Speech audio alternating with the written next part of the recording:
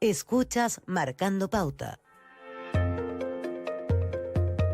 Vamos a otro de los temas del día, tiene que ver, le decía, las encuestas son entretenidas, reconozcámoslo, a nivel político nos da siempre hay que comentar, sobre todo si con el tiempo uno va viendo ciertas tendencias, comparado con encuestas anteriores que acertaron, una de ellas que por tiempo ha sido bien criticada, pero los números le han dado la razón, podemos decirlo, es CADEM, ha acertado bastante y ha entregado un nuevo informe ayer que muestra 10 puntos de ventaja para el rechazo sobre el apruebo. Para entender no solo esta encuesta, sino que el proceso que se vive, hemos contactado a Roberto Isakson, gerente de Asuntos Públicos y Estudios Cuantitativos de CADEM, a quien le damos las gracias por responder nuestro llamado. Roberto, ¿cómo estás? Muy buenos días. Gabriela, John y Gerardo, te saludamos. Hola, ¿cómo están? Muy buenos días, gracias por la invitación. No, encantado. Roberto, cuando estamos a 27 días de una elección, ¿cuáles son los factores claves que debemos mirar en realidad? ¿Son los números? ¿Son los indecisos? ¿O es la participación, por ejemplo? Bueno, todos van a ser factores relevantes, evidentemente. La participación probablemente es uno de los factores más importantes para hasta a esta altura identificar la brecha que podría tener el rechazo por sobre el apruebo.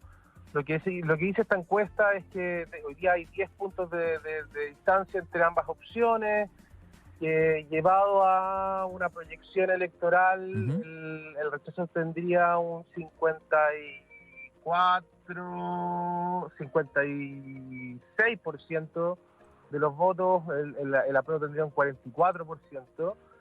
Y que el rechazo podría moverse en un piso de 52 y podría llegar hasta el techo del 60%. Y eso evidentemente va a estar influenciado probablemente por la participación electoral, las últimas dos elecciones importantes, plebiscito, incluso uno podría decir plebiscito, convención y la elección del presidente Boric tuvieron una participación muy elevada de jóvenes en comparación de los mayores de 50 años. Y lo que nosotros estamos estimando ahora es que esa proporción se va a equilibrar, ya sea por el efecto del voto obligatorio, ya sea por la relevancia que los chilenos le están asignando a esta elección. El interés es el interés en esta elección es el más alto, te diría yo, desde el plebiscito de entrada. La disposición a ir a votar es la más alta. Por lo tanto, nosotros estamos estimando que vamos a tener una participación récord en lo que se refiere a las elecciones en Chile desde el 90. Gabriela. Hay uno de los puntos de la encuesta que me llama la atención, cuando un 81% considera que la delincuencia ha aumentado en el último año, un 50% que piensa que es responsabilidad del gobierno la delincuencia. ¿Puede este flagelo, puede la delincuencia, Roberto, afectar el resultado del plebiscito? Yo creo que en términos generales, lo que sabemos específicamente es que hoy día la variable que probablemente correlaciona con más fuerza semana a semana el resultado o la brecha entre el rechazo y el apruebo es la aprobación al presidente Boric. De hecho, esta semana la aprobación del presidente cae 2 puntos, no fue una buena semana para el gobierno y eso de alguna manera evita que el apruebo pueda ir cerrando la brecha. Y cuando uno va y trata de entender cuáles son las razones que explican este bajo nivel de aprobación que tiene el presidente Boric a 6 meses de gobierno, que está muy lejos a la aprobación que tenía la presidenta Bachelet o incluso el presidente Piñera en sus respectivos gobiernos, tiene que ver efectivamente con el clima del país. Y el clima del país está marcado hoy día principalmente por la situación económica, que es la más negativa desde el punto de vista de la opinión pública desde el 97, desde la crisis asiática, y también efectivamente por la delincuencia, donde la sensación de temor hoy día es la más alta al menos desde 2014, cuando nosotros comenzamos a medir esta serie.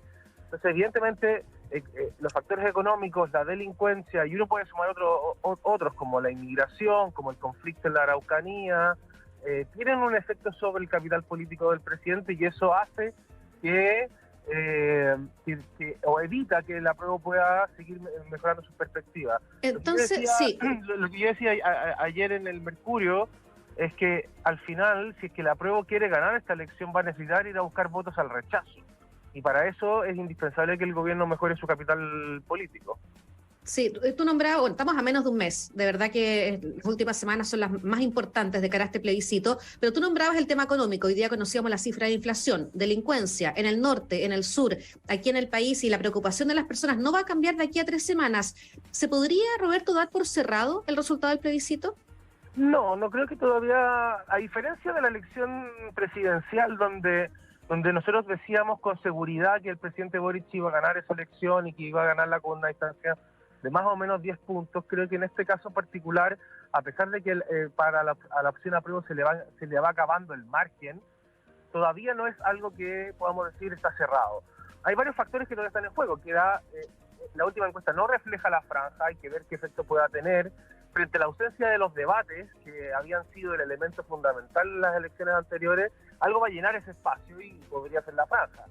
Entonces hay que esperar el efecto de la franja, hay que esperar, esta semana o la próxima se paga el bono invierno, eso puede tener algún efecto.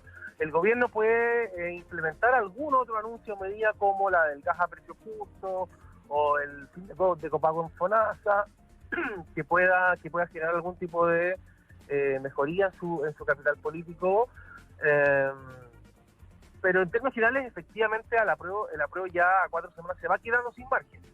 Y ahí a mí lo que me llama la atención es la franja del apruebo, que siento que más que ir a buscar los votos al rechazo donde está reforzando su propio electorado. Claro. Y por lo tanto creo que no está del todo cumpliendo el objetivo que uno hubiera pensado que era el camino a seguir.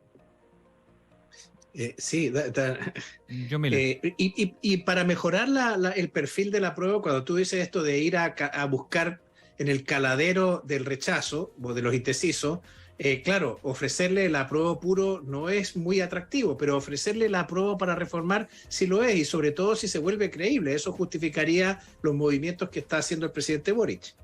Efectivamente, o sea, yo creo que la gran herramienta que tiene hoy día el gobierno disponible, probablemente la única, la que podría generar una diferencia relevante, es que el presidente llegara a un acuerdo con su coalición para presentarle a Chile que reformarían. Recordemos un dato bien importante.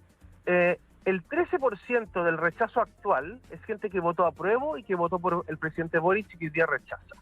Es un 13% del electorado, estamos hablando casi de 6 puntos, 6-7 puntos que están ahí disponibles y que podrían verse influenciados frente a una propuesta. Ahora, ¿cuál es la complejidad de esa propuesta?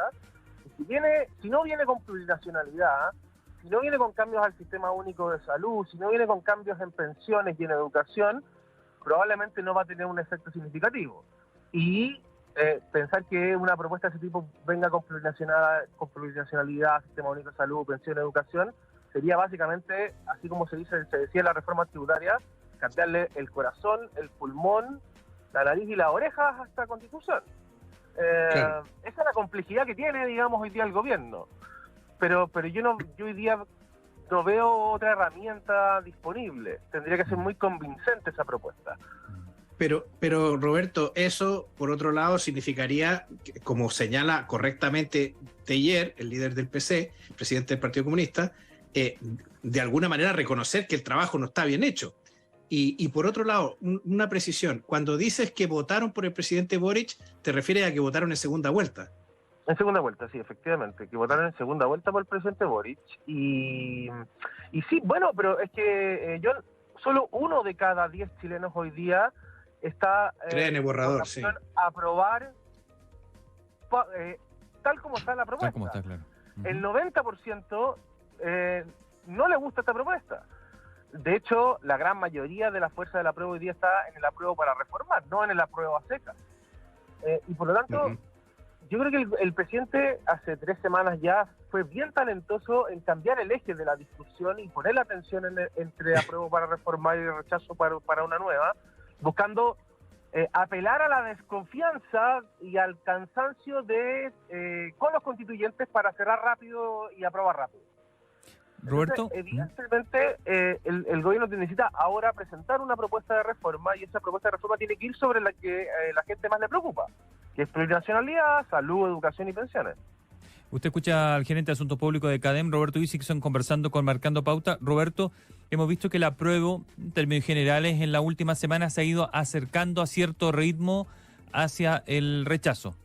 pero ese ritmo, primero, ¿le alcanza para ganar el rechazo con los 27 días que quedan? Y segundo, ¿qué tanto tiene que cambiar radicalmente eso para que los números le cuadren a la prueba? Usted recién nos decía, si el cambio de la propuesta o el compromiso que hace el oficialismo por cambiar la Constitución una vez que gane la prueba es más bien cosmético y no es estructural, usted dice que si no se le cambia el corazón, el pulmón, hígado, se ve difícil que obtenga esos votos, ¿no? A ver, dos cosas sobre eso. Cuando nosotros hemos seguido la historia larga de la intención de voto en torno a este plebiscito, y llevamos casi, si no me equivoco, 26 semanas seguidas monitoreándolo. Las primeras 7 semanas, el apruebo tenía una diferencia que era estadísticamente significativa por sobre el rechazo. La primera semana de abril se dan vuelta las curvas, el rechazo crece 10 puntos hasta un 46%, y de hecho promedió entre la primera semana de abril y te diría yo la última de junio, por ahí, 46%. ¿Qué es lo que tiene hoy día? Y el rechazo entre la primera semana de abril y la última de junio promedió 37, 38 puntos, que es lo que tiene hoy día. Entonces, esta brecha de 10 puntos que está mostrando la primera semana de agosto es bien parecida al promedio total desde abril a la fecha. Lo que ocurrió, y eso es interesante, es que durante julio esa brecha había crecido en favor del rechazo, creo yo, porque los temas que estaban influyendo en el plebiscito estaban asociados, como conversábamos antes, a la agenda de delincuencia, a la agenda económica.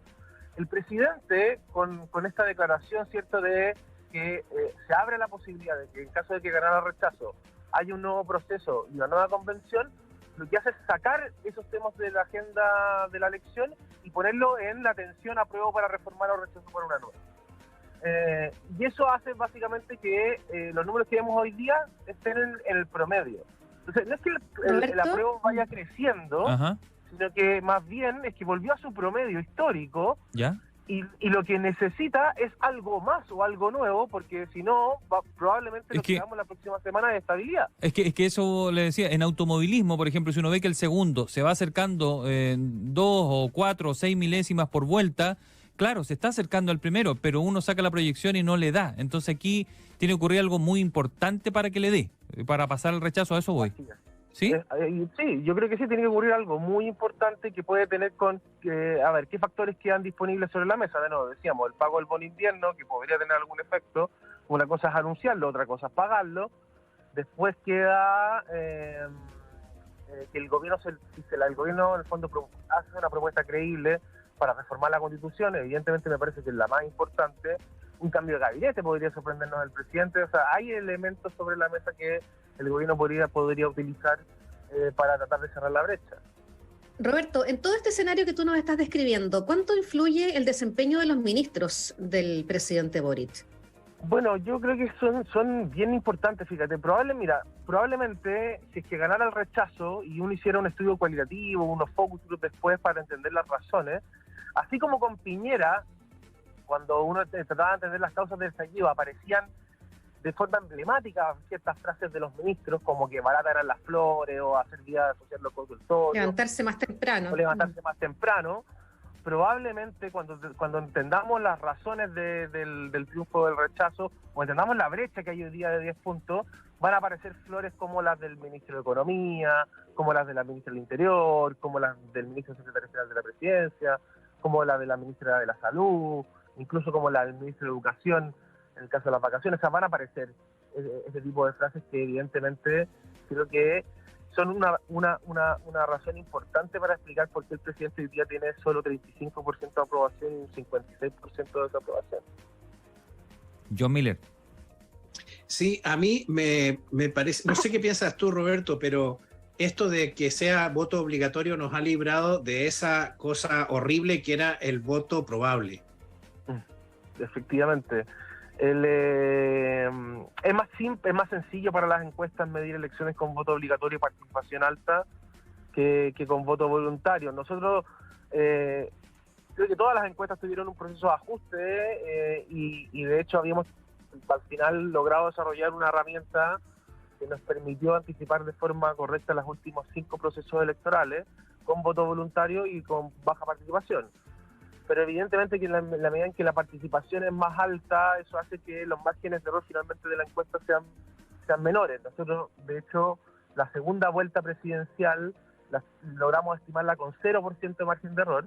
En cambio, por ejemplo, la primera vuelta, que aunque fuimos la encuesta más predictiva, fuimos los primeros en poner asunto de casi primero, y logramos anticipar el orden correcto de los candidatos, siempre hay un margen de errores de 1% en algunos candidatos. Entonces, mientras más participación, el margen de error creo que va disminuyendo y se hace más sencillo para las encuestas anticiparla, digamos. Roberto, en Chile la derecha suele decir, los estrategas de la derecha siempre han dicho que si el voto es obligatorio, la derecha no ganaría nunca porque no obtendría una representación importante ni podría aspirar a la presidencia de la República. ¿Te atreverías a caracterizar a ese a ese no votante? O sea, ¿es más educado, tiene más renta, es menos educado, está menos politizado? ¿Cómo sería? No, hoy día el no votante es más mujer que hombre, es de estrato medio bajo, mayor de 55 años, sin posición política, que no ha votado en las últimas elecciones, y probablemente, de hecho, en esta elección en particular, el hecho de que la elección sea con voto obligatorio está favoreciendo a la derecha. Nosotros estimamos que de cada 3 electores nuevos, es decir, que no votaron en el plebiscito de entrada, y en la segunda vuelta, dos van hacia el rechazo y uno va hacia el apruebo. De hecho, aquí hay otro punto súper importante. El 20% del rechazo actual es gente que no votó en las últimas 2 elecciones y que, por lo tanto, eso a lo que yo iba con que el nivel de participación puede tener un efecto sobre la brecha entre ambas opciones, porque si 1/3 de ese electorado no votara finalmente, eso va a tener un efecto complejo para el rechazo. El rechazo necesita, para ampliar su brecha, de que la participación se ponga por sobre la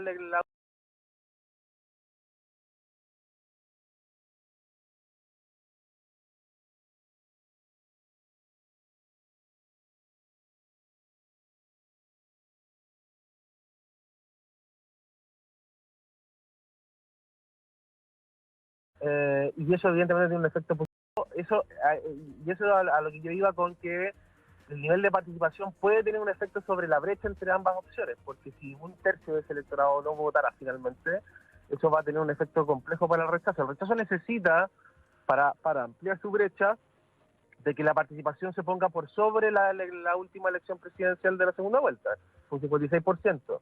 Nosotros estamos estimando que debería votar más o menos un 65%, más o menos al menos 1 millón adicional de electores a la de la segunda vuelta, y eso evidentemente tiene un efecto positivo sobre el rechazo porque, como lo decíamos antes, vuelve a equilibrar las fuerzas de los mayores de 50 con respecto a la de los jóvenes, principalmente. Esta es una elección que, independiente de sus dinámicas, digamos, es muy generacional. Ahí es donde probablemente está el principal clivaje, así como ha ocurrido también en otros lugares del mundo. O sea, si hubiera sido por los jóvenes, hubiera ganado Hillary Clinton a Trump. Si hubiera sido por los jóvenes, hubiera ganado el Remain y no el Brexit. Y probablemente esta elección también esté muy marcada por eso. Y me parece que ahí hay uno de los factores más interesantes a tener en consideración. Muy bien, Roberto Isixson, gerente de Asuntos Públicos de Cadema, ha conversado con Marcando Pauta sobre cómo se ven. ¿Cuándo ustedes publican la última por ley? Nos quedan 2 semanas, nos queda la encuesta habitual de este domingo y probablemente la de la próxima semana vamos a tener que adelantarla al viernes o al sábado, ya. No sé, depende, porque creo que ya ese domingo ya no se puede seguir publicando, difundiendo en medios de comunicación en encuestas. Muy bien, ahí está Roberto Isixson. Ha sido muy amable, Roberto. Un abrazo, gracias.